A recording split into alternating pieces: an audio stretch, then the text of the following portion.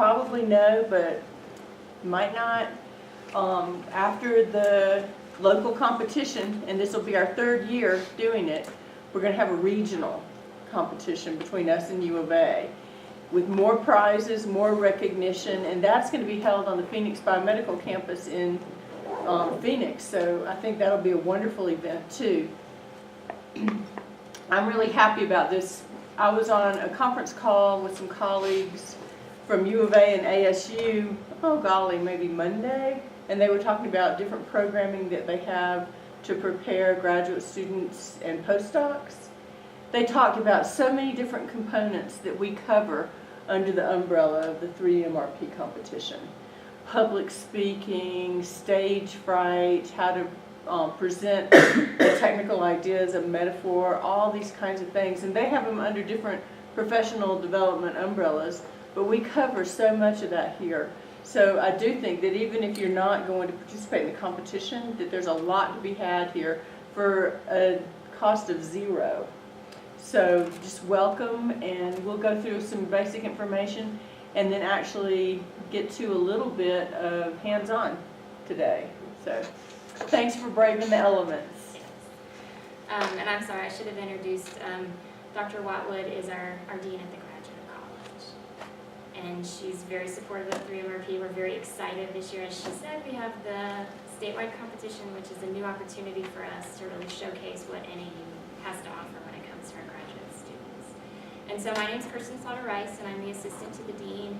And then this is our GA in the Graduate College, Sean Milam, and he's very active in participating with 3MRP all year. And so you'll either hear from one of us when you send emails to 3mrp@nau.edu. And so before coming today, how many of you guys actually did the overview module? I think part of it. So that's okay. That's okay. On Friday, I'm going to send out to the graduate student listserv, the call for abstracts. And in order to submit your abstract, you have to do the overview module as well as the submitting your abstract module. So it's perfectly fine. Some of this, I'm going to breeze through it, but all of the information is more detailed in the overview module. And feel free to send me an email or give me a call if you have any additional questions. So 3-minute research presentation, 3MRP. What is it exactly? So it's a competition where graduate students, you all, will present your thesis research, your dissertation research, capstone research, or creative work. And you present it in language. Hi, come on in. Hi. We have a little, no, that's okay. There's a little packet there if you'll sign your name, and then there's a participant waiver there as well. We just got started. We waited a little while, so we're just getting started. Great. And you present it in a face-to-face, but you present it to an intelligent, non-specialist audience. So you're not presenting it to your colleagues. You're presenting it to, it's not exactly presenting your research to your grandmother, but it's similar to that, because you're expecting that the people that will be there will be intelligent, but you have to speak to them in a way and with jargon-free language that they will understand. And you also have to do it in 3 minutes with the use of slides. And so this is a long list of everything that you need to be eligible to compete. Mostly it's that you're a graduate student, that you're at some level with your research, some stage with your research, that you have results that you can communicate. The first year we did it, we had a student come up and in the prelim heats, he started talking about, I will do this, I will do that. And we realized that he was talking about proposed research, not research that he had actually completed. So we encourage students for masters in their 2nd or 3rd year to present, and for our doctoral students to present once they've actually started doing the research for their dissertation. You can't graduate before March. And so if you're graduating this December, you're not eligible to participate. And you have to present on work that you're doing for either your thesis or your dissertation. It can't be work that you're doing for a project for a third party or for employment. And that's what we are trying to weed out. And then the 3 things you have to do is you have to attend 2 training sessions, so we'll have one in January, one in February, and I'll go over the timeline at the end, and you also have an extensive timeline in your packet, and then you also have to attend 1 practice session. So these other 2 training sessions in the spring will actually be presenting to the group, and it'll be after you submit your abstract and it's accepted. And then the practice session is where you sign up to meet with a faculty member from theater to actually give your presentation to them, and then they provide feedback. We did that for the first time last year, and students were they thought that that was very helpful. So we're going to continue to do that as part of the preparation. And the other thing is you have to agree to be videotaped into media exposure for your presentation and research. Any questions about eligibility? Can I make just one clarifying point? When we say that the research or creative work must be completed and or analyzed, don't feel like you can't compete unless your dissertation is finished or unless your thesis is finished. You've just got to have some results, something to talk about, some result. It doesn't have to be completely a done deal, but it also can't, like you said, be just in the planning stages. So there has to be some results so far, but if you're thinking like I do in dissertation mode, if you have your work done for chapter 1, but you're still working on chapter 2 and 3, then you could certainly present the work that you've done in that first chapter. Sir. And you don't actually have to have your research done this minute, as long as it's done by the time, or some portion of your research is done by the time you get to the prelims and you can actually present on it, you're good. And like I said, we've only had one issue where it was a student presenting on research that he hadn't even started. And so as I mentioned, I'll be sending out the call for abstracts this Friday through the listserv. It'll also be posted on our website, neu.edu/3MRP. And you'll have to, were you able to complete the overview module before the training? I think so. And so there'll be another module that you complete. It's called submitting your abstract or submitting the abstract module. And you do that and you'll submit your abstract through a little form that we have you fill out. And so all of that will be sent out through the listserv. And it'll be sent from me to the listserv rather than 3MRP, because I usually send out a lot of the listserv emails so people, when they see my name, hopefully they know, okay, it's from the grad college. And abstracts will be due on December 18th by midnight or by 11:59. And this form is really straightforward. And if you have any questions, you can always email us or give us a call. And then in your packet, you have quite a few sheets of paper. There's the agenda, and then there's a couple pages back, the rules. And this year we're doing something a little differently. Since we are combining with U of A for a statewide regional competition, we are increasing the number of slides that we allow. In previous years, we've only allowed one static slide. This time, we're allowing up to 5 slides plus a title slide, so 6 slides total. And then we are allowing audio and video files. However, a few caveats with that. You as the presenter it's your responsibility to make sure that your file is going to work with the system that we use. And so if you have issues playing your file, that's eating away at your 3 minutes. I recommend that you only have 30 seconds of audio or video file, and that you place it in a strategic location. And then the last thing is that you're not judged on this audio or video file. You're actually judged on your presentation. And if you are going to use audio or video in your presentation, I ask that you contact me so that I can make sure that we've got all of our T's crossed and I's dotted. And then also when we do the final presentations, NAU TV films them, and so they'll want your files beforehand so they can actually, when they prepare our videos, they'll actually cut from that and stream to your video and then come back. So they just need a little heads up on that information. And in the past, we've not had that, and so, but U of A allows it, and so we're going to incorporate that into our presentations this year. So can I add to that? Yes, please do. So with the slides, last year, like Kirsten said, we just had 1. But this year you can have up to 6, 5 informational slides and a title slide. Don't feel like you have to. You know, you can, but 3 minutes is not very long. U of A was allowing their students to have up till 10. And I was like, holy cow, what do you know, just boom, boom, boom. And they said very few people actually used that many.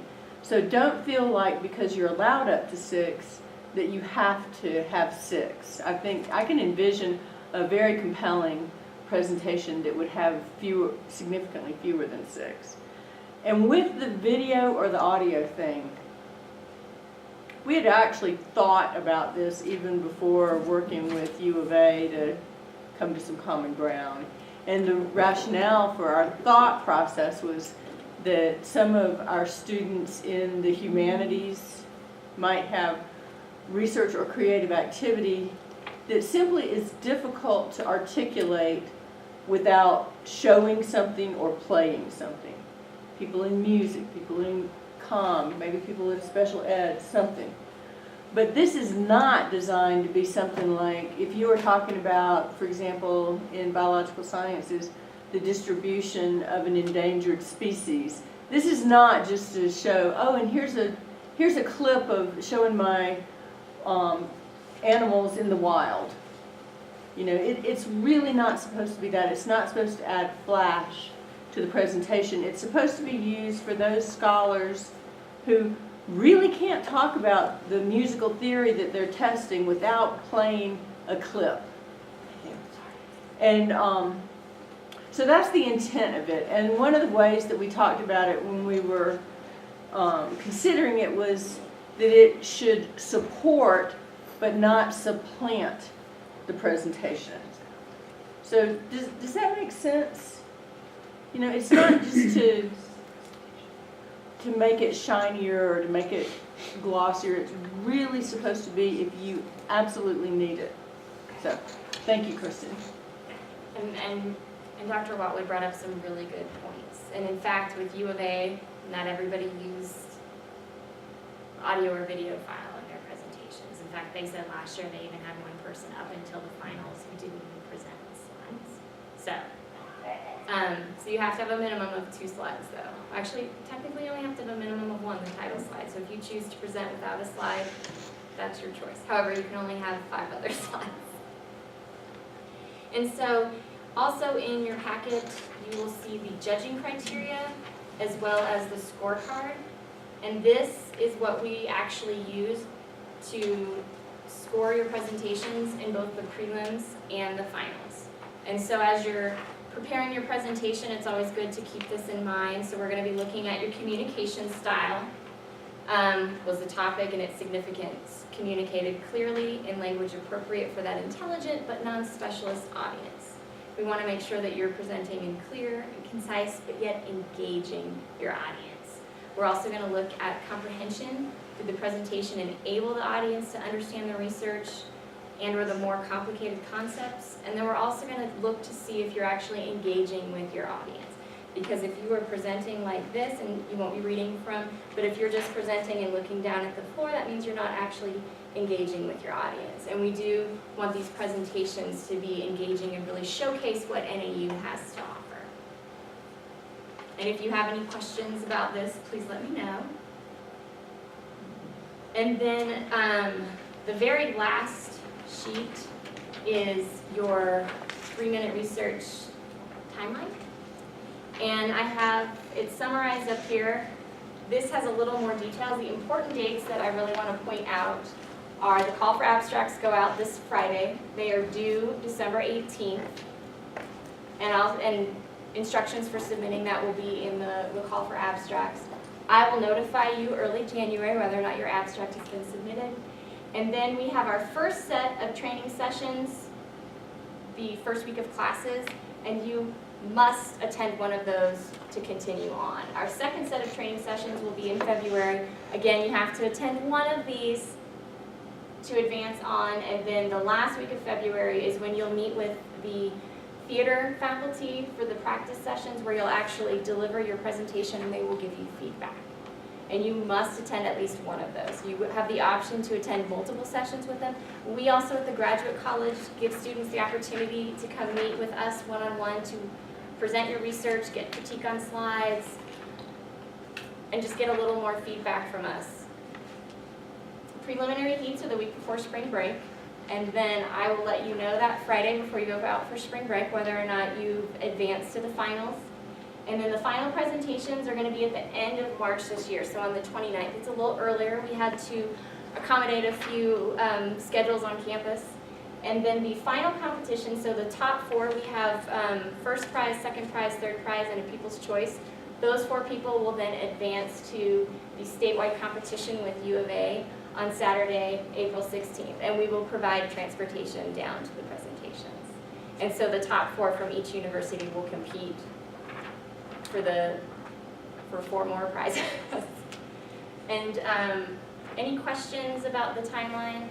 And so on this sheet of paper, I give a lot of suggestions, pretty much what you should be doing week to week.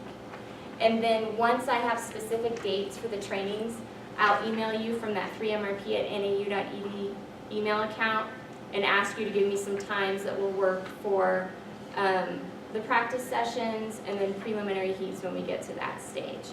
But there'll be lots of communication, so if you see an email from 3-minute research presentations, go ahead and open it up, and if you have any questions, don't hesitate to give me a call or email me. We're here to help and make it as easy as possible for you guys. Lastly, I wanted to briefly talk about some of the resources that are available. So when I had you go to that last page, I had you skip over the making the most of your 3 minutes, 3MT, the 3-minute thesis. As you know from the overview module, our presentation is similar to 3MRT, but we expanded it so we could include more of our students. But this is a really great resource, and I encourage you to read through it and keep reading through it, refer to it when you're preparing your presentation. Klein Library is our partner in all of this. They provide us this space, so you have access to reserve this space, as well as some of the I don't know what they're actually called, but the studios down where you can actually record yourself and play it back right there. So you have access to that. You also have access to meet with the research librarians, and they will come to the January training sessions and talk a little bit more about the resources that they offer. But they are there to help you with finishing up anything on your research or finding something that's new or interesting. They're also there to provide feedback on your slides, and they're there to listen to you present and give you feedback. And the winners for the past 2 years have really used the research librarians and really used the facilities here. And since they won, it obviously made a difference. So I would encourage you to work with your research librarian to finalize your research, get critique on your slides and your presentation. And all of this information will be up on the website, so don't worry about figuring out what any of these links are. It'll all be up on the website where you can just click on it. It's also available in the VB Learn course shell for 3-minute research presentations. So that was my little brief overview of what 3MRP is. Are there any questions? Yes? How are those available? This will be on the website. They're also available in the VB Learn course shell.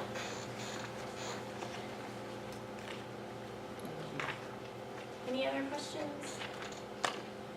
Okay, so very small group. You're supposed to have, I think, what did I say, 18 students here.